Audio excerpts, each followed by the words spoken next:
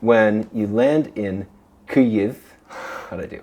I got it? Okay. So when you land in Kyiv and your friend takes you to the hotel that he's booked for you, okay? Yeah. And you go to the desk of the hotel and you check in, they make you sign a form. In case of air raid, I'm going to go to the -2nd floor. All right. So how do we roll? How do we roll here in Kyiv? Yeah. So what we'll do is install the Air Alert application. We have this one great app that give you all the information about all the drones, all the rockets that goes to the city you're in, almost in real time. So you know actually time where the rocket will hit something and what time do you have to actually go to the shelter. In your case, it's -2nd floor in this hotel, and then be safe through the night, because almost every night is rockets, and next night should be rockets as well, so be prepared. Were there rockets last night? It's actually the reason. Last night there were no rockets. If it's no rockets in one night, it means next night should be with a lot of rockets. Yeah. So we know all types of rockets, and if you know this rockets, type of rocket, type of drones, you make a decision. Yeah, if it's not so big, it's fine to stay at home. It's bigger, then we should need to go to the shelter. And then you can see this like 6 times a day, 7 times a day. So, and here you can check the whole situation in the timeline, you see? So you can actually you can go through days. Wow, okay. So, can you show me where I came in on the train? So I came through that green area on the train. Do you happen to know where And it's air alert now. All right. Well, now what do? I'm gonna bring this with me. Yep. Okay, it's a ballistic one. Okay. Ideally, we should go. Yeah, so ballistic is a fast one. Okay, let's go. Don't forget your key. I might when have. you go. Did you grab it? Yeah. This one. And then you are at the parking. You see, so this yellow one is the shelter sign. Shelter. And you can go here. And you can sit here, you can just do your work as well. And then you have beds if you want to sleep. Yeah. You like it? So how did I end up in a bomb shelter in Ukraine? Well, that's the kind of year I had in 2025. It started off innocently enough. I joined Syntax, a web development podcast that wanted to branch out. I was supposed to make YouTube videos about open source. I'm not gonna lie, it was a struggle. I'm a software developer, not a content creator. And maybe I take things a little too seriously sometimes too. You see, I have this intuition that open source has something really meaningful to offer our world. Economically, politically, maybe even emotionally, psychologically, maybe even spiritually.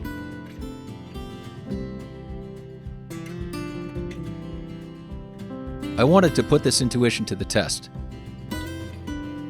So I decided to embark on a journey.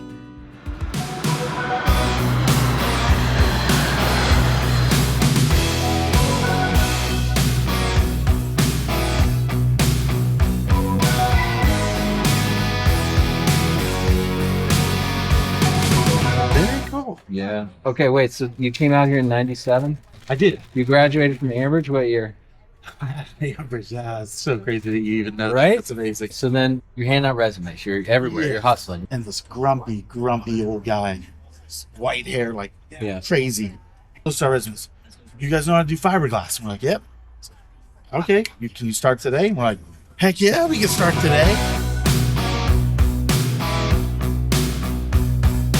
This is all horse and ranch property. This is San Francisco. Actually, you guys hike? Yeah. So we like this, but obviously we're still in the suburbs. It reminds me of E.T. Really? Right? Like suburban California plan. I'm taking you to some of the hidden gems. Yeah. Roger, do you have any books about Technology. open source software? Have you ever heard of this term? Open source software. You know, like computer software? when I got to Rhythm and Hues in 2006. That was the company you were working for? Yeah, Rhythm and Hues, yeah.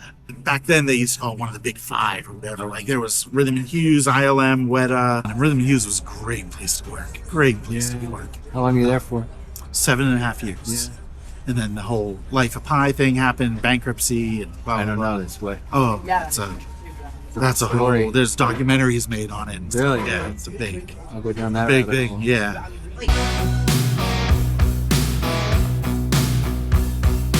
By 1920, he was the leading Western film actor of the time. Yeah. And he played the role of the good bad man. Now, who can you think of today that plays that kind of a role in the Westerns? Who's probably one of the most popular Western actors who did The Unforgiven, Yeah. Outlaw Josie Wales? Yeah. You're asking the wrong guy.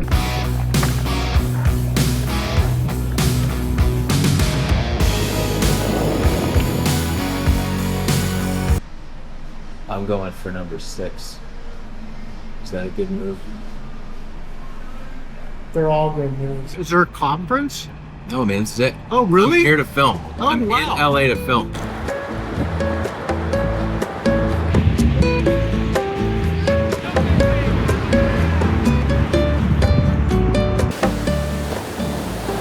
Excuse me, is there a surf community?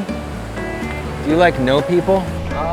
If you come here a lot, Yeah. then you'll Recognize the same people? recognize people and you like talk to them more. I don't know that many people's names. Like I That sounds like kindergarten to me. yeah. You talk to a kindergartner, they're like, that's my best friend. And you're like, what's their name? They're like, I don't know. Yeah. You just surf, that's dope. I'd say the best surfers are over there. Oh really? They're on the other side of that? Across the river. That's cool right there. Oh, that's great.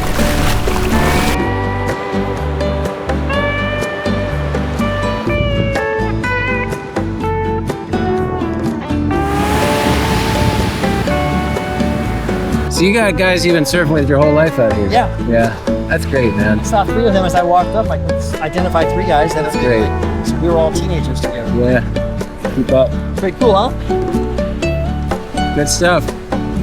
Well, I don't want to keep you from getting out there. All right, enjoy what you're What's seeing. your name, brother? Christian. Chad. Chad. Good to meet you. Have fun. Thanks.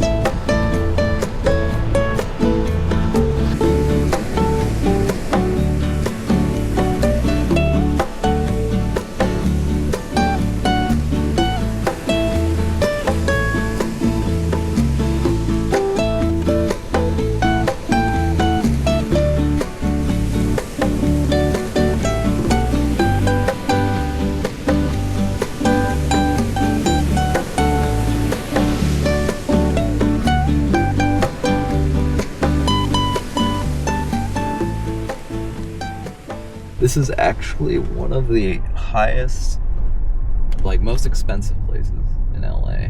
Okay. I used to come up here when I was younger, both like literally in high school or as a young adult. I would come up here and then I would just think like, man, like, this one crazy, but 2, like, I want to achieve this one day. These houses were just massive and yeah. A lot of people do that first part. Mm-hmm. Not a lot of people. Yeah, I know. Do the I'm second very lucky, yeah. You know, I've always been somebody who I love to work. You know, I knew, my wife knew, my family knew that post HashiCorp, I wasn't going to do nothing. Yeah. That was a given. The question was what I would do, but not if. So whereas others might choose insane longevity experiments on themselves, you chose something even crazier, terminal annihilation. It's crazy. Yeah. I mean, it's just like I love to build. So that's the way I've described a lot online is that I know I'm going to spend time on the computer no matter what. Because it's what I love to do. Yeah. So if I'm going to do it, I'm going to do open source because I don't need to commercialize it. And I might as well try to produce some little impact. Let's back up. What is open source software? Turns out your phone is chock full of it if you know where to look. On an iPhone, it's in Settings, General, Legal and Regulatory, Legal Notices. Apple is required by law to include the copyright notices and licenses for all of the thousands of open source software components they rely on for free to build the apps you use every day. Google has something similar, but they don't have my favorite variation of open source, beerware. Yes, Apple Incorporated has agreed to a legal document called the beerware license. So what we're going to do is we're going to go into settings. Okay. Yeah, when was the last time you were in settings? I go only for the Bluetooth. THK wrote this file. As long as you retain this notice, you can do whatever you want with this stuff. If we meet someday and you think this stuff is worth it, you can buy me a beer in return. Poul-Henning Kamp. It's pretty good, right? What is this doing here?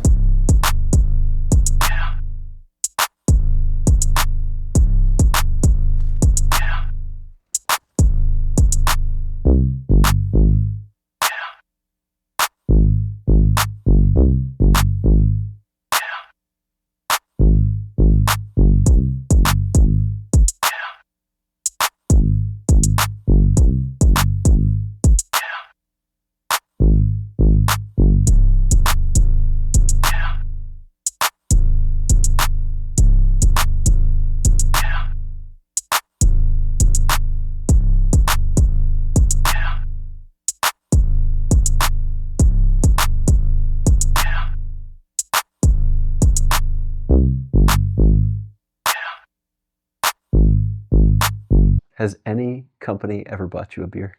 Oh yeah. From the beerware license? I've had beers. Has Apple ever bought you a beer? Not that I know. Were you drinking a beer when you were writing that code?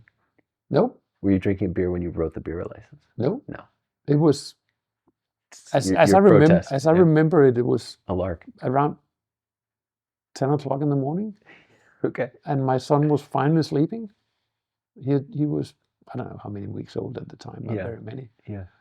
Sleeping on the floor next to me. Yeah. Whacked some code together that even has a bug in it. And then I stuck the beerware license on it because I was so fed up with this GPL versus BSD. Right. Waste of time. Done and dusted, moving on. All right. Wow.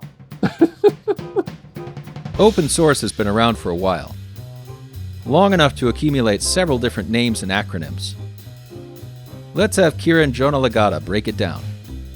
Free software and open source. Yeah. Okay. The FOSS term hadn't come up yet. Yeah.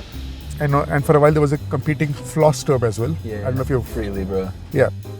Whatever you call it, it's software written by a global community of people, including many volunteers, all freely sharing under licenses similar to the beerware license. Our whole society runs on it under the hood, but even some apps you may be familiar with are open source. Justin, do you love open source? No. The worst thing that ever happened to me. It's the worst thing that ruined your life? Oh, God. I could have been anything else, but I had to be obsessed with open source. How did it happen? When did it start? What was the moment? When my friend installed Linux on my computer, yeah, and I said, "How much is this?" He's like, "It's free." I'm like, "How is that free?" Because it was just like, it looked like Windows. Yeah. Like it was Pro. But anyway, Blender, every machine at Rhythm & Hughes had Blender installed on it. How'd that happen? I'm guessing, I don't know for sure, but I'm guessing because it was a Linux studio. So maybe when they installed that Linux, it came with it, maybe. So they were a Linux studio by that point. Yeah. I think they always were, because Linux is open source. It's the most, you can rebuild it from the ground up if you want to fit your needs. So they were always... Really? I think a lot of the big studios the industry picked up Linux pretty early, because you're talking about 2006, 2008. I think they were Linux from the day it was made. Is there stuff in movies I've heard of that you made using Blender? Absolutely. Yeah, all the time. Yeah. In Life of Pi, there's a little tiny, I mean, it's minuscule, but it's in there, yeah.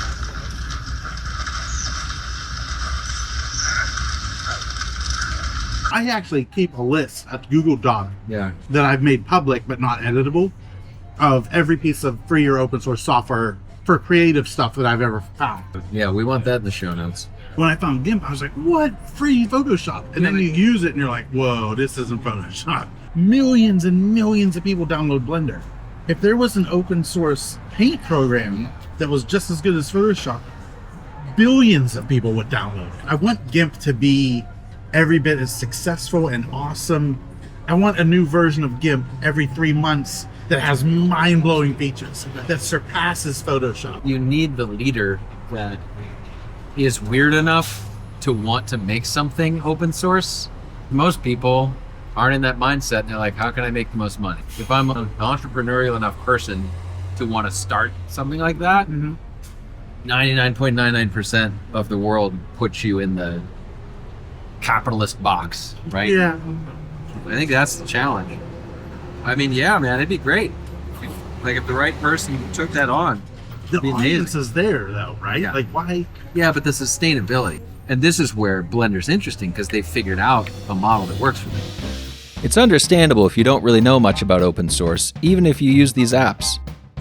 Heck, even most software developers these days just sort of take it for granted. When you try to learn software development, someone will explain you loops, for loops, something. Then you will go to actually install dependencies to build some basic hello world.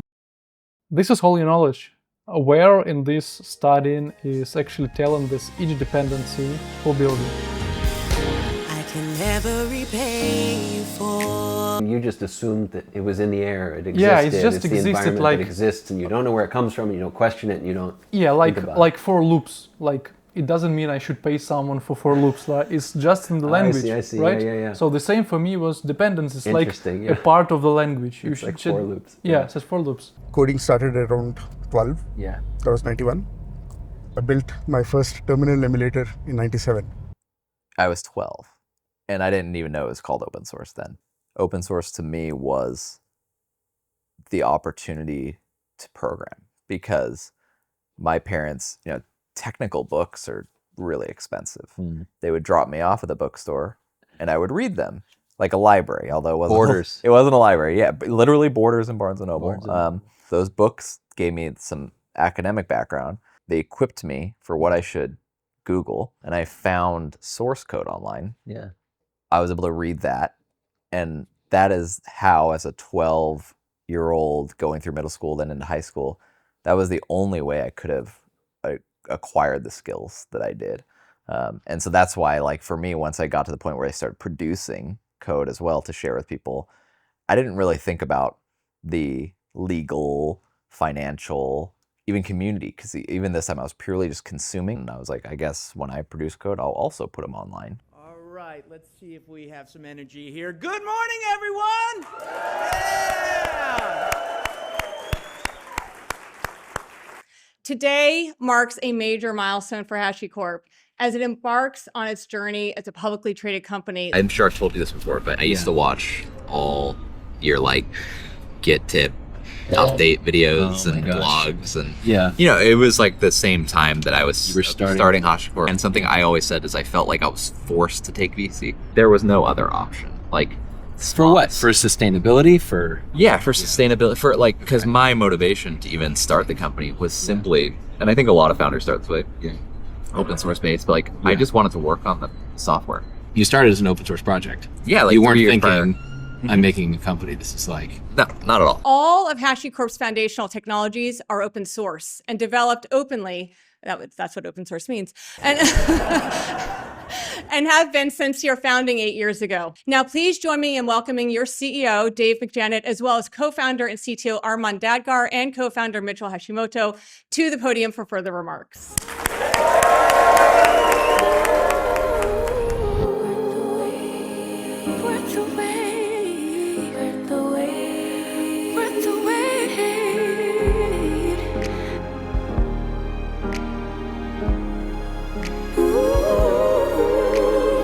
For you and for anybody that watches this, if this gets included, I get to be very candid because I don't work for my prior company anymore.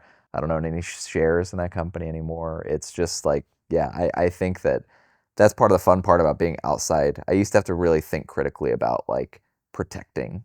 Got to be a relief. For sure.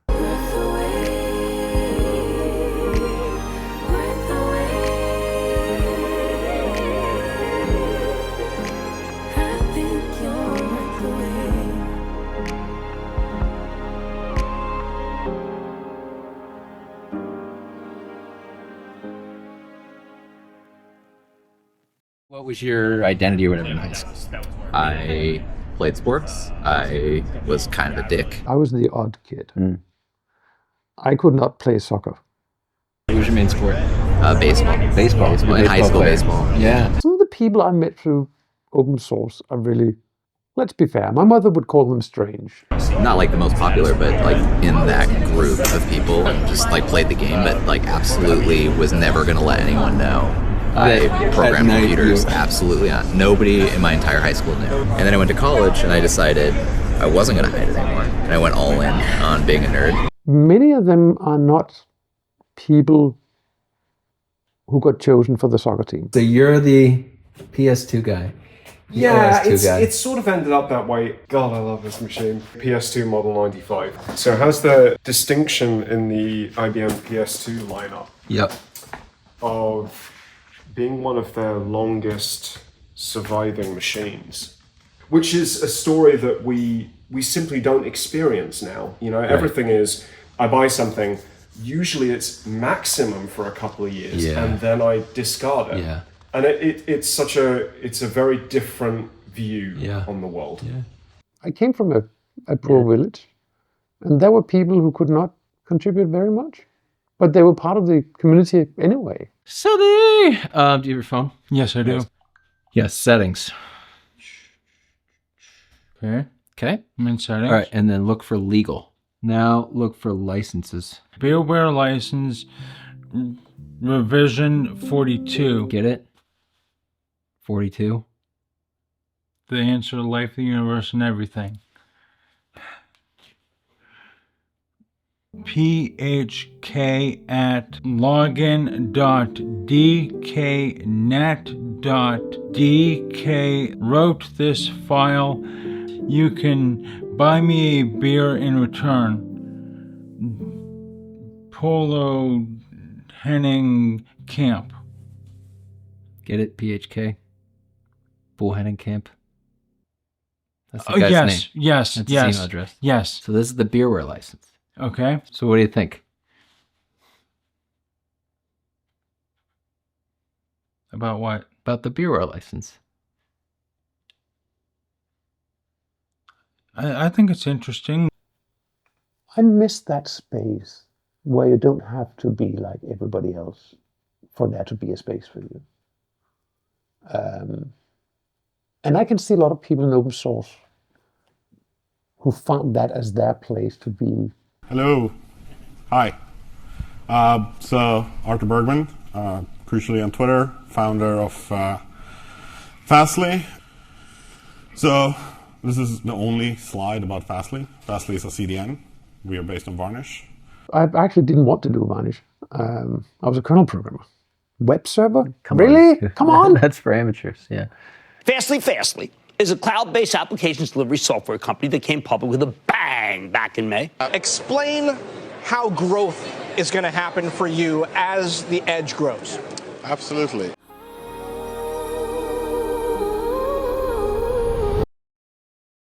That was a sobering morning. Unexpected? Is that, or expected? No. Arthur is a brilliant guy. I knew he was doing an IPO. But still, $2 billion is sort of,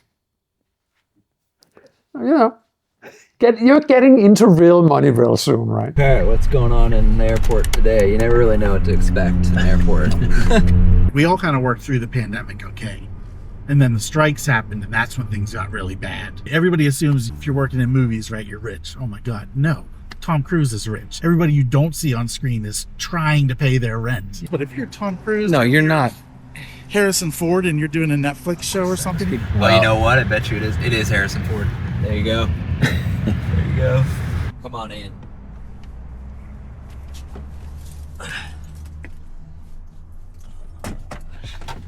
So this is your second plane. It is, yeah, but I used to fly one of those. Same model. That's a Cessna. That's a Cirrus. Like concretely today, there's a particularly loud and snarky part of the internet, which is the FFmpeg Twitter handle. Yes.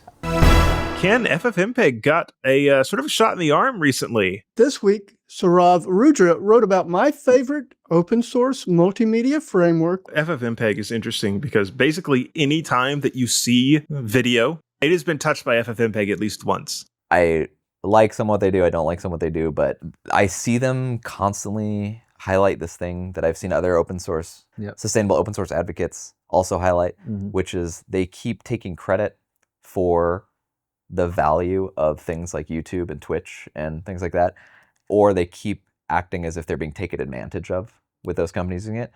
And that I really disagree with. You gave the software away for free with no warranty and so on, and you're getting exactly what you asked for. You can't rely on these companies out of social good, because that's all the contract is right now, if they so feel in their hearts to pay it forward.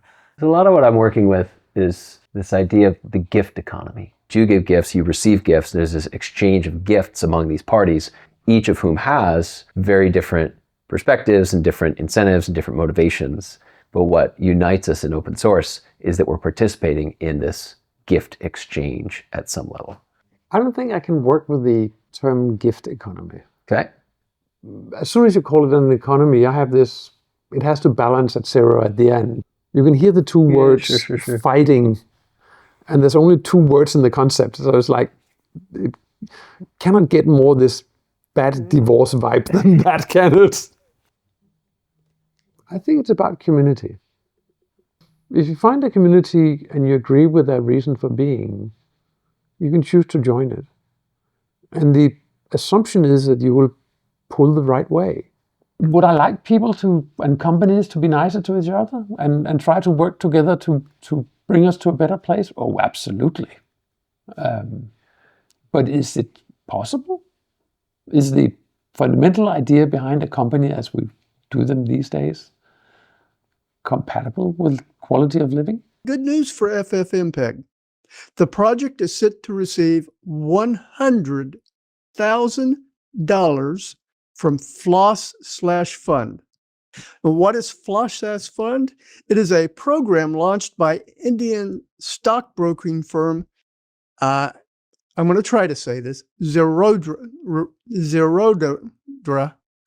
to give back to the ecosystem that made its success possible. The FFmpeg team acknowledged the donation on X, directly thanking Nithin Kamath, the CEO of Zerodha. Nithin stated that, and here I'm quoting, FOSS projects that the world depends on ought to receive financial backing as the norm. For-profit orgs that benefit from FOSS, though, give more money than gratitude, will you? I think there'll still be resentment being like, it should be more. It should be more. And I don't know if you could reach a more that is socially accepted to be good enough unless it is forced. Taxed. Taxed. Maybe. Yeah. Maybe, but then... But it's still a good thing. It's still a good thing that's growing. Yeah. Can we evolve corporations to have this new bucket where it's like, we participate in the gift economy, we reciprocate for the value received, and it's like got a place, and we know what to do with it, and it's there. Can we evolve that? Like, can we give the Grinch a heart? You know, like, can we evolve that inside of corporations over a generation or whatever? Like, I'm not trying to focus small. I'm trying to like, because then when a young Mitchell Hashimoto comes along with all this energy and this opportunity to create a product, VC is not the only option. Right. You know, this is what I was trying to do with GitTip is like, I don't want to be a boss. Yeah. You know, the interesting thing about GitTip was the take what you want salaries, where it's like, you come, you join, and then you take what you want out of this pot, you know. I gotta shut up, I'm on a soapbox. Way back in 2010, I think, when I got wind of what he was doing and what other people were doing with Varnish, I had to make up my mind what I want to do with Varnish. I decided that I was not going to do that. I was not going to be the founder that tried to make a business out of it. As long as I can make I think I said comfortable life, maintaining the open source project, I will do so. There's a lot of people who rate me a failure because of that. Particularly rich people. But unpack that for me. Is that in your head, or you've had somebody say something online, somebody say something in person? I know people who have made good on various branches of IT. And some of them think I should have done too.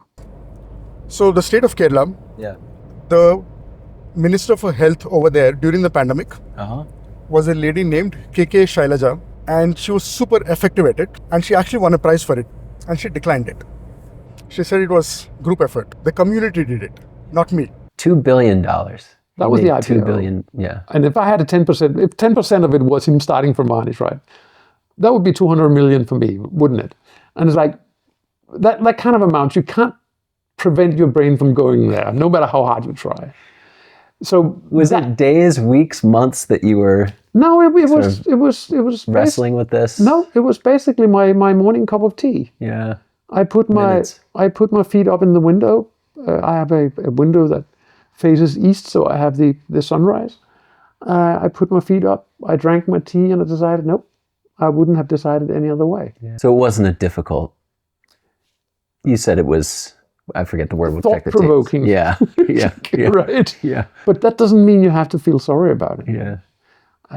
Or resentful. Resentment's a word. Absolutely not. Yeah. Absolutely not. Yeah. Not one shred of it. I think he's at peace with this trade-off. And I wonder if the FFmpeg people will ever watch this and like be mad about it. But like, I want them to be better funded. I just think that right now the system is working as intended. So these are hacks, right? These are hacks. These are hacks. But again, so what I'm saying is, can we refactor the system to not need the hacks? I think that's a deficiency by the model company. So can we refactor the model company to not have that deficiency, so that we don't have corporations that cause so much resentment in the world? That's a good question. That's probably above my pay grade. When I got started, what struck me about the open source community, and it looks different and feels different now, was altruism. Like, if there was one word for it, originally to me it was the altruism. It was just the volunteerism of people wanting to get together to do something for the better of society or for good together. You're a lawyer by background, yes? I am a lawyer, and I worked in-house in companies from the late 90s for 25 years. I took an assignment that was a 3-month assignment with Canonical. Okay. How long did you stay? 5 years. I love it. There's a couple of sort of phrases I use a lot when I'm speaking that are directly taken from Mark.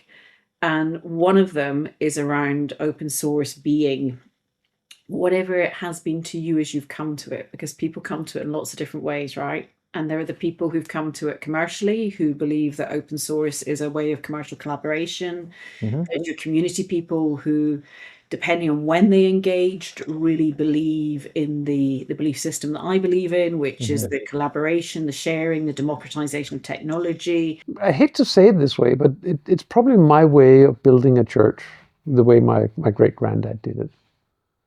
Or my way of going to church the way he did it. Finding a community where I can feel like I belong.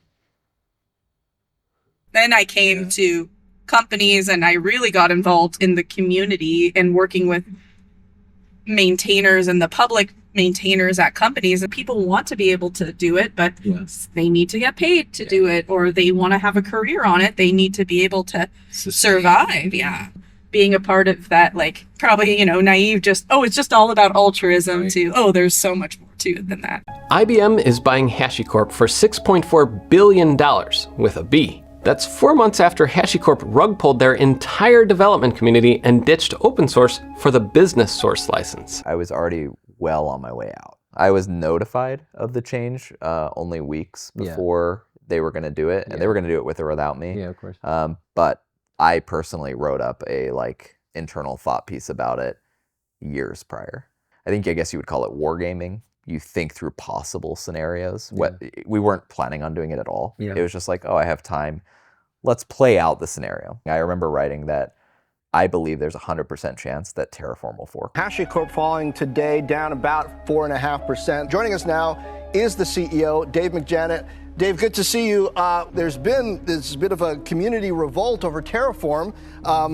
They've kind of forked it and started this new open source community around it that's seen as a threat to HashiCorp. I always, when we talk about licensing, I always say there's 2 hats that I wear. There's the open source hat, and then there's the business executive hat. And because I love open source. And so definitely from that hat, I really feel terrible, a lot of resentment that we had to do this license change. And then from the executive's hat, I feel a lot of empathy.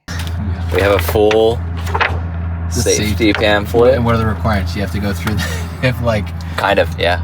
With the passengers? With passengers, I would brief you.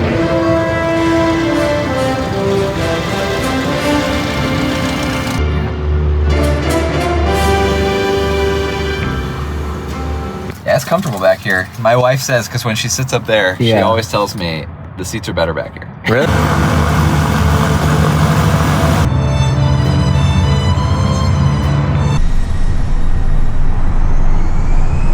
That's NetJets.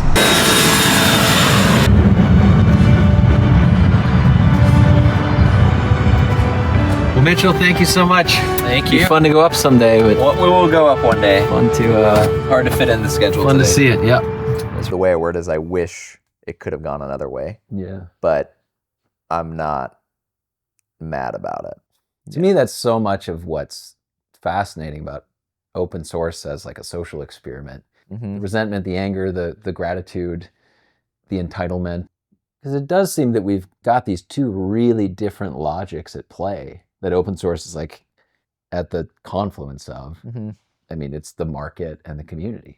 Yes. Yeah.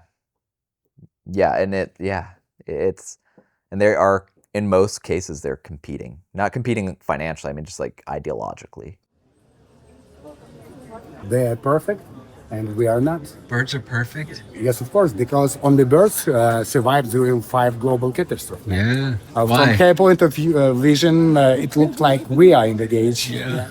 Everything depends from the point of view, man. What's your name? My name is Igor Chet. Igor. Igor, yeah. Good to meet you, Igor. Yeah. Nice to meet you. Vitaly. Vitayo. Yeah. Okay. On your phone, Apple depends on these free software components. As long as you obtain this notice, you can use whatever you want with Okay. What do you suggest for me? What I need to do now? Oh, well, you don't have to do anything now. I'm saying, isn't it interesting? Sorry, man. For me, it's not so interesting because it's not time for donations. It's not What's it time for? The birds. It's time for fighting, man.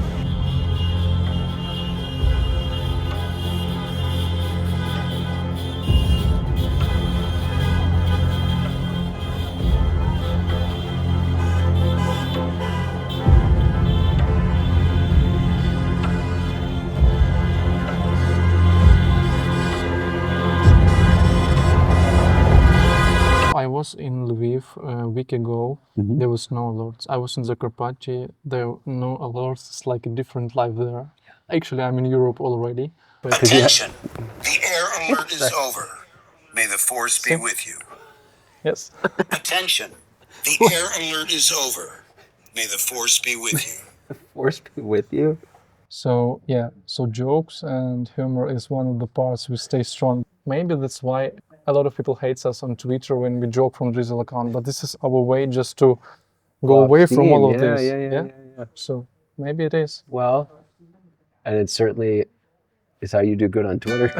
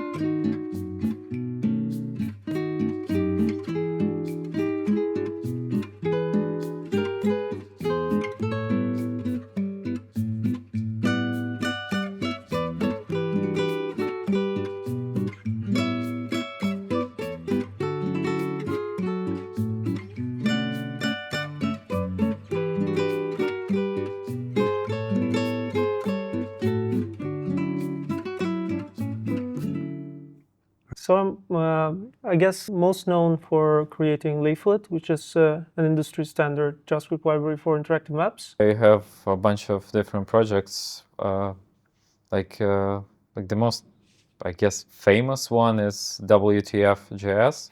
Ukraine did this Operation Spiderweb, which was this major offensive where they used drones. I mean, this has been a drone war. And these drones are controlled by open source software. ArduPilot, that was written by Chris Anderson 15 years ago with no thought that this would ever escalate to this. You know, the challenge is it's both sides, you know, it's like... Exactly. And does it in a way democratize war? It is a democratization. It is an equalization. Anyone can access this. So it isn't just the rich guy, the big guy that can access it. It's the democratization on both sides too, though, because it's the democratization of conflict and the democratization of responding to that or protecting yourself. I open source stuff that I do for my smart home.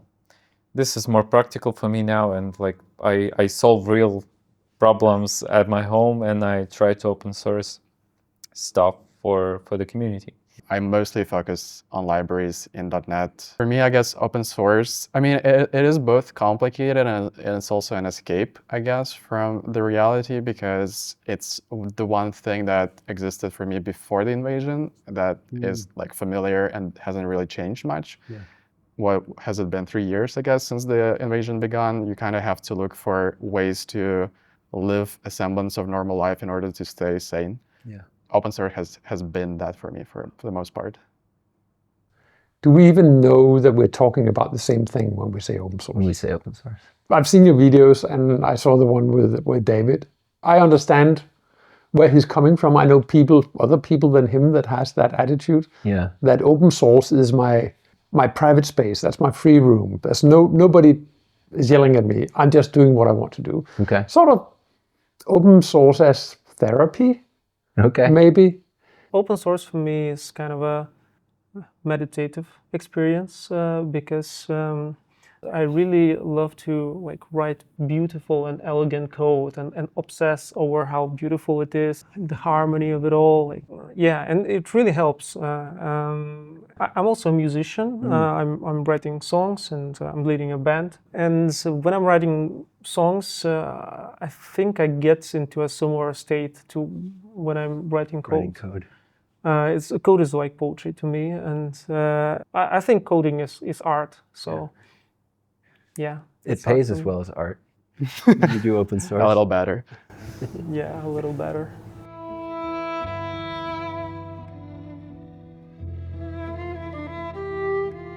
Proceed to the nearest shelter.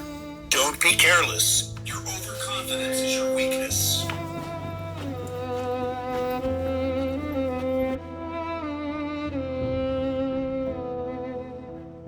May the force be with you.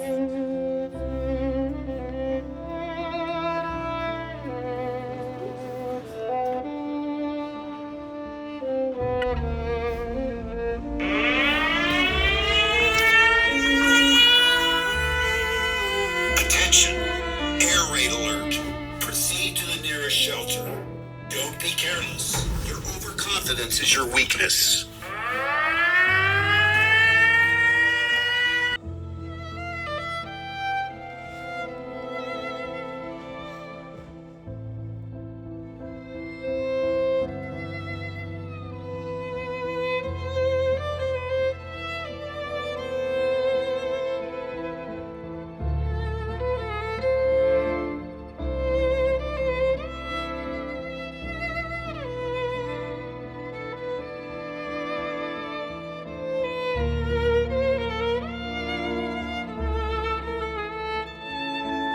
Increased air threat in your area. Proceed to the nearest shelter.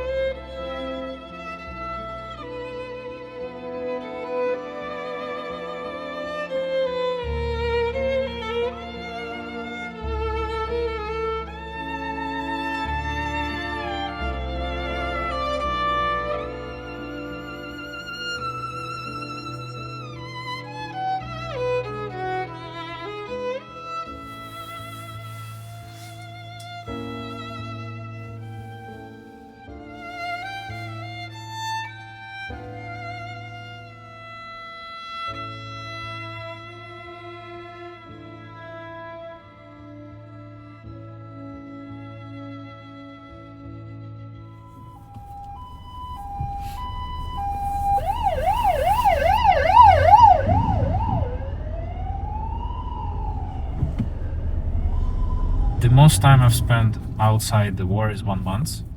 Okay. I've spoken to people who did get out like permanently. It takes half a year to shake it off. Start to... Yeah, half a year. What are the levels? So there's drones and there's rockets? Is that the two basic? Yeah, so drones... like is a drone just like...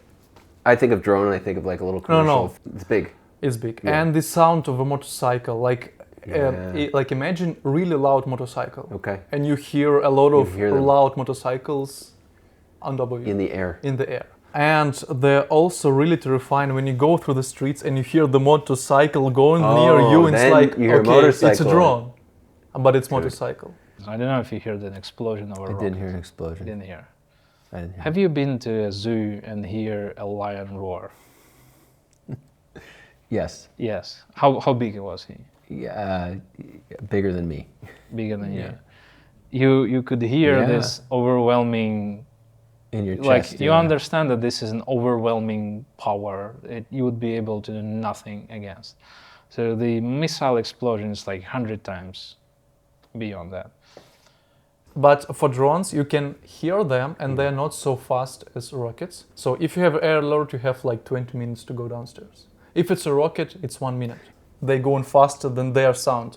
So you may be dead, even not hearing that something going to you. That's why I should be fast to go there. How do you consume air alerts? I'm reading the Telegram channels and I usually I'm subscribed to multiple of them, and then I'm looking at the most recent chats because sometimes one of the chats will be faster than the other one, so I can know earlier when something is flying towards me. Speaking of Home Assistant, I made an automation that reads this Telegram channel for me and alerts me when it's really, really bad. And absolutely necessary, you have to go to the shelter. Do you have like a local alarm just inside of your apartment? Yeah, absolutely. Until I hear first explosion, I'm at home. I hear first explosion, then I read Telegram chats, and then I decide where should I go. Do we think he's crazy or this is normal? No, this is normal. You just wait for... Yeah. If it's a distance explosion, it's like, okay, I can like sleep a little bit more. Most of the attacks happen during the night and you have to decide whether you prioritize sleep more than your life. And sometimes you just make the decision that you'd rather die well rested. Well, Oleg, what can you share about April 24th? It was a missile attack. It's only luck that I survived.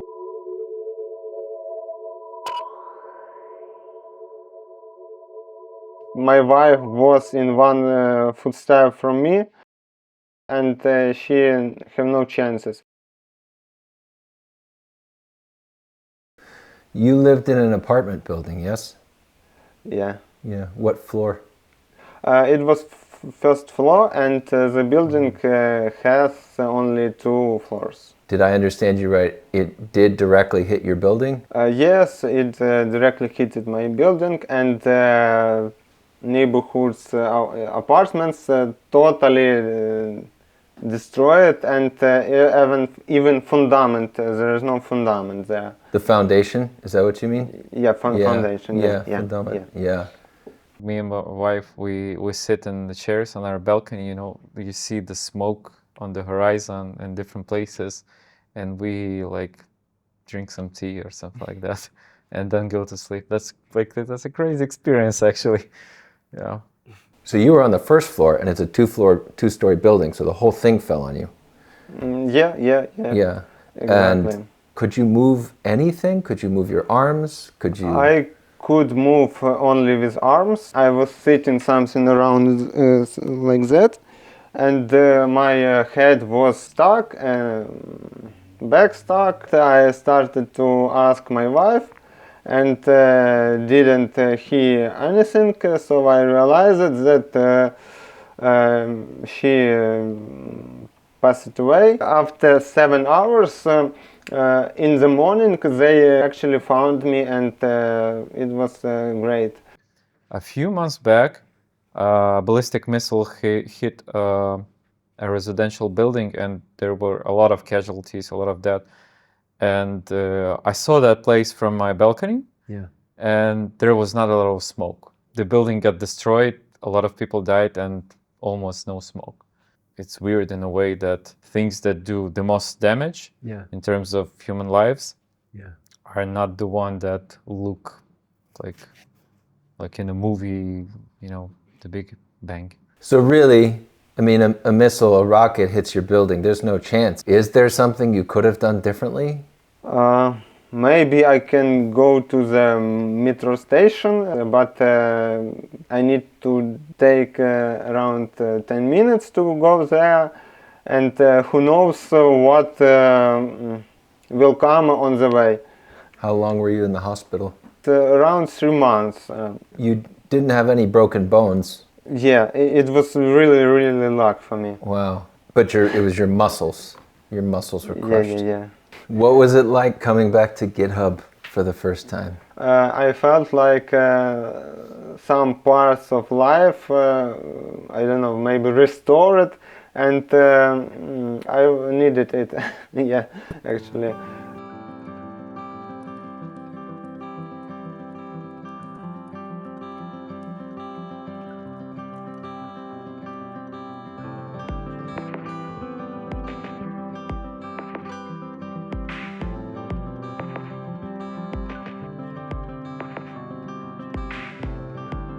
Сяду в улюблений стілець, дивлячись вікно, щоб так писати день увесь. Список справ, блокнот, в шухлядах перебрати речі, замовити нових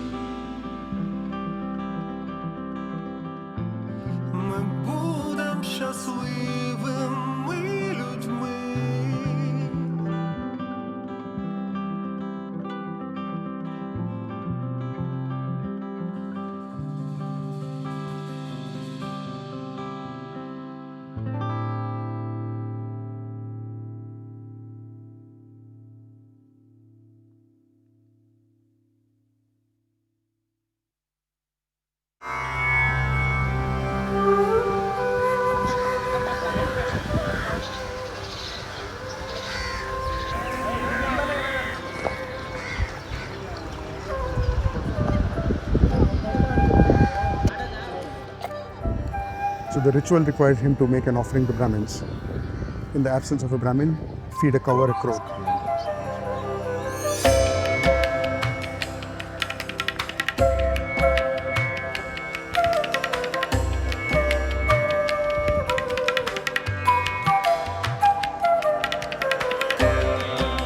After cremation, when you want to distribute your ashes, you're trying to distribute it across elements, right? One of them is the water.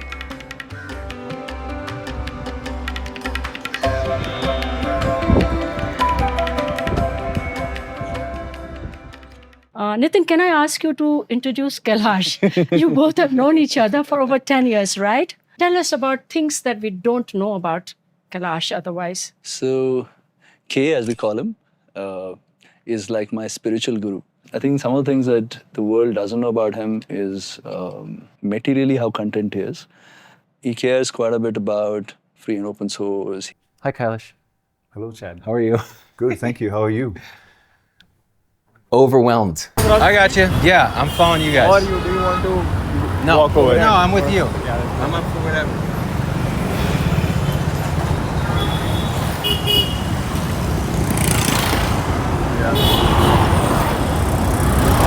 All right. On your website, you say that you're a hobbyist developer and a tinkerer. How do you think of it when you say that you're a hobbyist? Zerodha, CTO, these things just happened over the last 10, 15 years. But I started out as a tinkerer, as a hobbyist. I had my first open source project in 2002. Was that B-Machine? That's right, B-Machine. I was going to ask your origin story with open source. So it really was from the beginning there. You were 13, 14 years old, right? That's right. And yeah. you wanted to blog. Yep. And WordPress didn't exist yet. It was B2 evolution back in the day. Yeah. Pre-WordPress, yeah. Greenfield, uncharted territory. Yeah, yeah. Well, that's a tie-in because you said something that drew you to Zerodha was that it was like this open opportunity, right? This open field where it's like we're doing something that hasn't been done before. That's right. You're doing that now with your foundations, you feel? The nonprofits that we've started, there are personal philosophies and theses at play. So I think we're doing those very differently than others. So let's go through them. I think you have 4. That's right. FOSS United has a very clear goal. Yep. FOSS in India. Brain Matter Foundation has a very clear thesis. Climate change, inclusive systemic. Climate change. Yeah, very systemic, deep work. IDAF or Indic Digital Archive Foundation focuses on Indic languages. The last foundation is the Samagata. Which is where we are now. That's right. This is the Samagata space. Samagata is a larger umbrella for serendipity and the butterfly effect. But it also has a thesis. It focuses on the creation of commons, public commons. It could be digital commons. It could be physical commons like this. If you have public commons where good people, passionate people across disciplines interface, good things will come out of it. So when did you start identifying as an absurdist? And what does it mean to you? I started understanding it in the mid-2000s. So your parents didn't raise you as an absurdist? Oh, no. Okay. It just happened. Yeah, it just happened. Every big event in my life, I can very vividly trace back to a small event, one message, one overheard conversation. Leaving India, going to the UK, doing PhD, the idea of absurdism really clicked. I understood that whatever I was sensing and thinking, it has a name. It's called absurdism. Why does anything really happen, right? Why do young kids die? Yeah, sure. Why do people fall sick? It's I don't know, ruletka. Just a luck because no one can predict it happening next day. Yeah. It's absurd. Why is it absurd? What does it mean? So absurd means meaningless? You can't plan your life and execute your life exactly as you want it. The random events affect your life in uncontrollable ways. Yet, that doesn't mean that you become a defeatist or a nihilist even. Yeah. Then you make your own meaning. Where were you on February 23rd, 2022? So we were on a vacation in Spain. We woke up on 21st of February seeing all the news. Yeah. And we decided to move to Sweden. And we stayed there for a year and a half. So you were in Sweden. Yeah. One of the best countries in Europe, right? And you decided no, I'm going back to Ukraine. Yeah. You're Ukrainian. You wanted to keep being Yes. Ukrainian. Yes, Yeah. yes, exactly. I think if digress from FOSS. Please. We should be talking about FOSS funding and sustainability soon. This is what enriches the open source community, what each of us is bringing to it. What's been your experience as an open source developer and a business leader trying to do that in a country that's under attack? Mm-hmm. Even if you put out war aside, like every person, at least whoever I knew, has a list of personal struggles throughout his life, a list of challenges and struggles. So you have to overcome those. Like it's a decision, but if you decide you will overcome those, obviously people are gonna be in a situation like we are. You obviously gonna feel yourself like a victim. Yeah. Because you essentially are. Like I literally had an explosion near my house, like which blew away 15 windows in my home, and it killed a woman who lives in the neighbor house. And I was feeling like a victim, but I'm not gonna go out there and blame anyone, because this is the life, this is the struggle. Somebody's more lucky to be in a different place and different position. Somebody's less lucky than we are, so yeah. You used the word earlier, it's a decision. Yeah, you make a decision, so Yeah, you have to make all the time. You make decisions you solve puzzles and make decisions all the time. Yeah. And then you look back and see what worked, what didn't, you adapt and then move forward. How do you think about the future? How does this puzzle get solved? Like the war, very easy. We have to kick them out. Break the teeth, kick them out. Then there is details, and details is, details are really, really hard. This is not new stuff. So in Hinduism, there's Hinduism is like a sprawling thing. But this is one fundamental thing, that everything's an illusion. It was in Greek philosophy, way back. In Buddhism, it's detachment, desire. So the idea of absurdism is old. We need to raise the spiritual temperature of the world 1 degree. I like that. My great-great-granddad helped start a free church. And that took up some space in life. I'm not religious, but we went there and so on. Sorry, as a child with your parents, you went there, maybe? Yeah. And with my grandmother and stuff. Yeah. And on the pulpit, there's a quote from John, I think, that says, "What does it help a man if he wins the entire world but loses his soul?" And I've stared at that a lot of times. As a child. Bored out of my skull, right? But there is something to it. I can't say that's my life philosophy, but it pops up every so often. It's like, is this who you are? Yeah, 2025 was quite the year. For our world, for myself personally, and for this gift community called open source. I know I've got a lot to take with me from it. Maybe you've got something too. Hard to say what the future holds. I guess we'll get to find out together. Do you think Apple has ever bought him a beer? No, probably not. Do you think they should? Yeah. Okay. Yeah. Should Apple buy you a beer? I don't care. That's up to them. You meet someday and you think this stuff is worth it. Buy me a beer and it's fine. What do you think? That's pretty good, right? It's pretty good, yeah. All right, you ready for the punchline?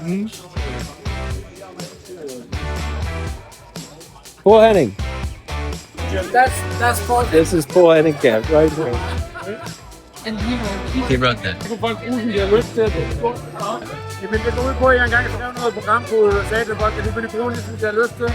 Poul-Henning, Johnny. Yeah.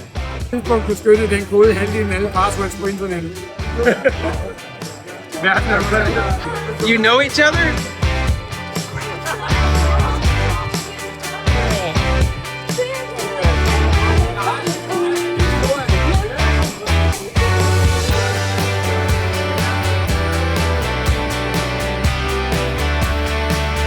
yourself a globetrotter. You're winning sales in your life. Yes! Everything's green and go! How's the rate here up? We have liftoff.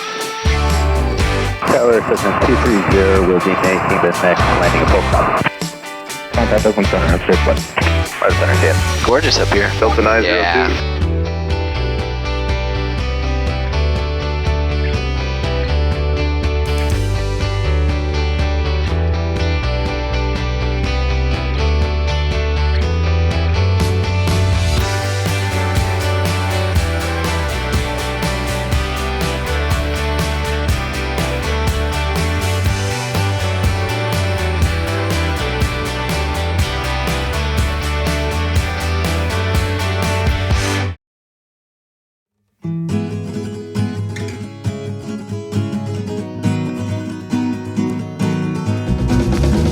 Up this morning with a gift on my lips, and I know you know the feeling that I find before it slips away into a worried mind. All I want is to take my life and give it away. All I want is to take my life and give it away. Pocket, found a pocket full of gifts, and I know you know the feeling of surprise at the depths of my pocket says, all I want is to take my life and give it away. All I want is to take my life and give it away. I got a fistful of gifts and a heart to spread them wide, and